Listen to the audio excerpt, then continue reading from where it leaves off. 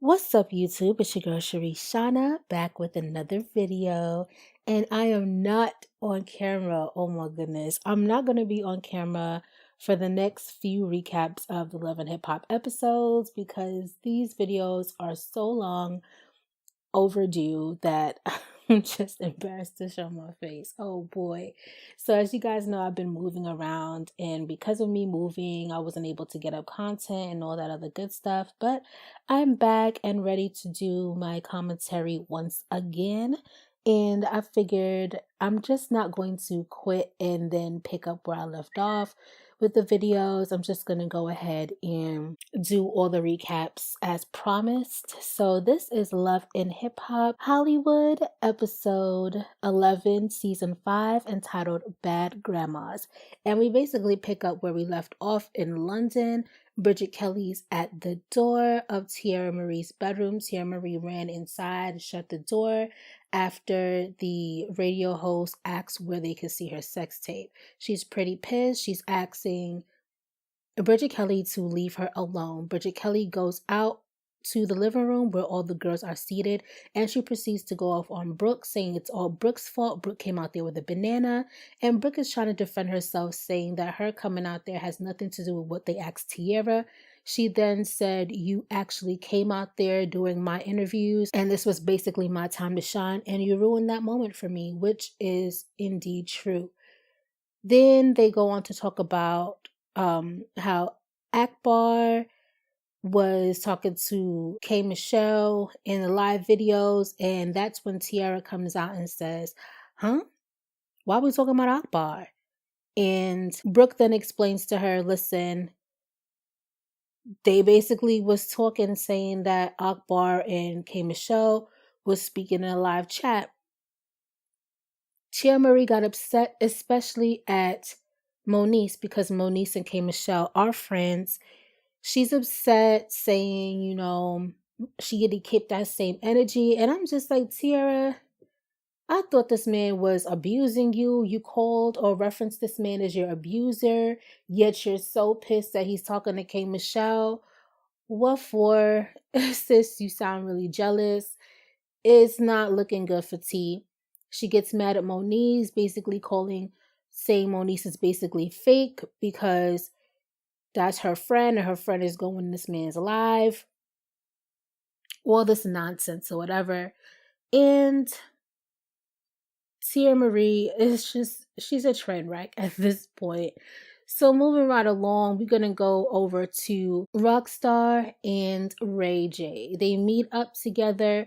Ray J's so happy, the birth of his baby.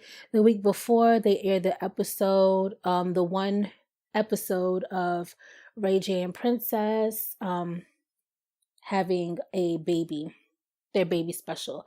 So congratulations to Princess and Ray J on the birth of their baby girl, Melody Love Norwood. She is absolutely gorgeous. But they're talking. And you already know Rockstar and Ray J, they love mess and they absolutely love drama. So they're basically talking about Father Figure Friday, which is what Ray J decides that he wants to put together. And he says that Marcus is a father, Lucci's a father, and he says that he's not inviting A1. He goes into the fact that they had a card game. He took off his jacket, asked for a friendly brotherly fade. Then he goes on to say that Lyrica and A1 are having a baby.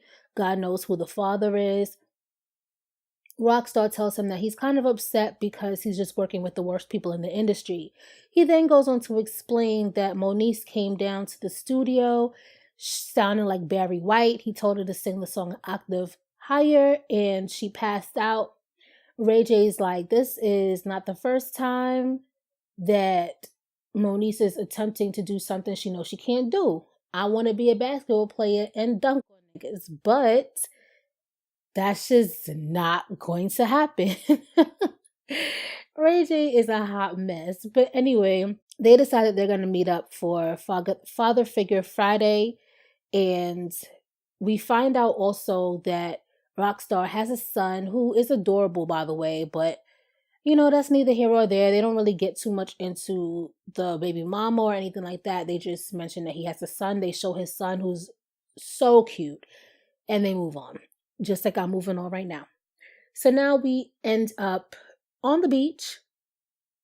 We see Lyrica and her mom, Lyrica G, and her mom is saying, it's great that we're having some mommy daughter time. She explains to her mom things got to change with this whole A1 and his mama situation.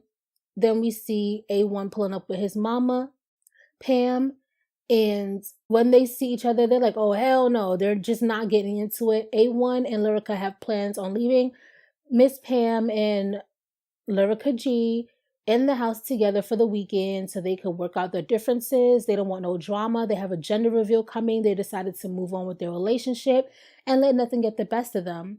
And so they leave their mamas together, and their mamas is just not happy. Lyrica G says that she thinks that Pam owes her an apology, and she puts her finger up, and Pam is like, see, there we go with that finger again, putting that finger in my face. I don't like it. How you like it if I do it to you? It doesn't bother Lyrica G, but it bothers Miss Pam. So, that's neither here nor there. So moving on to the next scene. We see Apple Watch speaking to a therapist. So basically, she's speaking to a therapist about her being in over 30 to 40 foster homes growing up as a child. She recalls moments of molestation, moments of abuse, her being left outside with no food to eat, her being left outside and forgotten that she was even there in the first place. And she speaks about her dad and that she looked for him on Facebook, ending up finding him, and now she's having struggles with letting him in her life because she doesn't know why he left. Father came, and he's basically saying that he does hold himself responsible for the person she is today because of his absenteeism. He explains that him and Apple's mom were together. They messed around. She got pregnant. And then after she had the baby, they broke up and he left. He then explains that he doesn't feel like his actions to her, trying to call her, ask her what she's doing, with her not reaching back out to him. He feels like that's not really his fault. She basically feels like he's doing a little bit too much. She's not ready for him to be all invasive in her life. She would rather settle for him being a part-time parent right now than a full-time parent, because the full-time parent is a little bit too much of a transition. She has really bad insecurities, really bad situations with men. He says that's not him because he's not trying to sleep with her. But the fact remains that she has daddy issues, and they stem from him being an absentee father. And so he agrees that he's going to take a back seat and play the back role. The men have linked up for Father Figure Friday, and they are go-karting. While they're doing that, the women are back in London. In London, Monique is feeling away. She hasn't heard from her son. He's not answering his cell phone. On top of that, all the cereal that she eats and the Coke that she drinks, the only thing that she eats and drinks, have been gone because all the ladies have been eating it out. Miss Nikki Baby's getting her makeup done, but says that she'll be more than happy to go get her some more cereal or something if that's the case. Paris is taking a bath, not in her bathroom, in Bridget's and Brooke's bathroom, and they open the door to see her taking a bubble bath with roses in her hand, and they proceed to laugh at her. She tells them she's trying to live her best life, and they're like, in our tub, we're trying to get ready to go to high tea. And she basically says, y'all need to get some act right because she's trying to live her best life and have a great tub experience. Back to the fellas. They're basically talking now. They've done some go-karting. They're talking, and Rockstar brings up the fact that he has smashed Lyrica after Safari smashed Lyrica. That's how he made it seem. He implied that. And so Marcus asks, so you really drove Lyrica? And Rockstar's showing that he drove Lyrica, and Marcus says that, his lady's over in London. Lucci says, girl that he's talking to is in London. They're trying to guess who. They bring up Bridget Kelly, and he's like, nah, he been trying to talk to Bridget for a while, but she not giving him no play. So then Ray J brings up Miss Nikki Baby, and instead of him confirming or denying, he starts smiling, which implicates that he's talking to Miss Nikki Baby. So now we go back over to London, and the women are at high tea. They're told a whole bunch of nonsense about Lord Sandwich making up sandwiches and all sorts. But they decided to play because of Lil Brittany. Never have I ever. Why would you play that at high tea? Anyway, they start playing Never Have I Ever, and the question was asked, never have I ever slept with Solo Lucci. This is coming from Brooke. She's doing it on purpose to be messy because obviously Marcus went and told her that that Miss Nikki Baby and Lucci been messing around.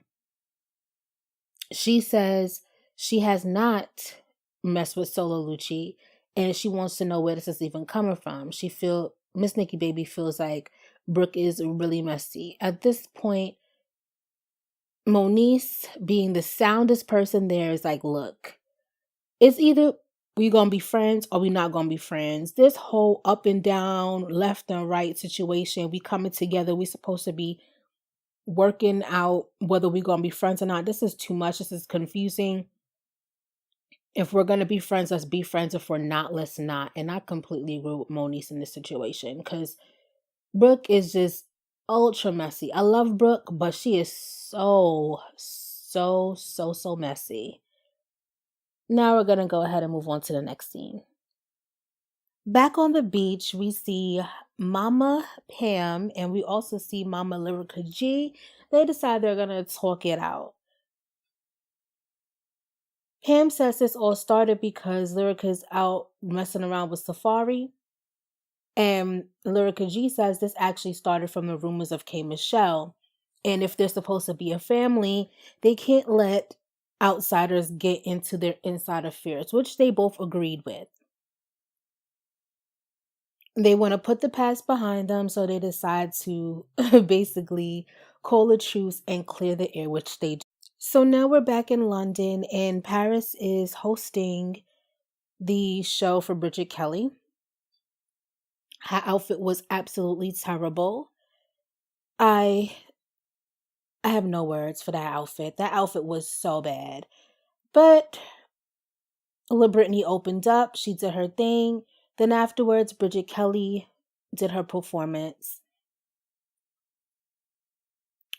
I'm not going to comment on the performances. Yeah. So anyway, performances are over. They're greeting each other. Lady LaSure comes up. Lil Brittany explains that she didn't know she was going to be opening up for Bridget Kelly, but once Donatella saw her perform, Donatella hooked her up with Lady LaSure out in the UK, and they're working on a mix featuring her and Cash Doll. Lady LaSure basically sits down, says that she's working on her upcoming music, and she wants to do an American tour. So I believe we're going to be seeing a lot more of Lady LaSure in the Love and Hip Hop franchise. Not sure which city they're going to put her in, but I'm pretty sure we're going to see her again. Miss Nikki Baby says she's leaving.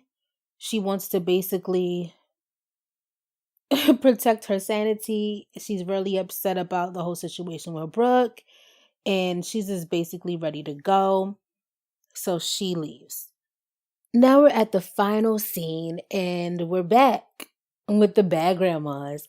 These two, Pam and Lyrica G, go down to the beach, to sit down on these chairs and soak up the sun. They're happy that they've called a truce. Pam is happy that Lyrica G's waved the white flag and she's accepted it, and they're moving on. So Lyrica G tells Pam she has something she wants her to see. And what she shows her is a clip of the video of a sonogram of Baby Bentley. And Pam is like, you were there? And she's like, yeah. And Pam automatically got pissed and said, why wasn't I invited? Now, Lyrica G says, I don't know. Lyrica invited me. You need to take that up with A1. Me and you are not on talking terms. So, you know, I wasn't going to invite you, and Lyrica invited me. So it's for A1 to invite you. Miss Pam says that's not right. She's not happy. She feels like she needs to be alerted whenever they're doing something that's that important. Then she brings up a remark and says, well, was she not invited because A1 doesn't know if that's his baby or not? And then Miss Pam says to Lyrica G that she feels that what if she want to get a DNA test to see if that's the baby, if that's her son's baby or not. Lyrica G says, yo, we still on that safari thing. I thought we squashed that. And she's like, what you're saying is basically you're saying that my daughter cheated on your son. She's like, no, I'm not saying that. I just want to know if he's the father or not. And Lyrica G says, you're really pissing me off. I'm really upset about that. And Miss Pam says, you pissing me off too. And I'm about to, and then she gets up trying to swing her chair at Lyrica G.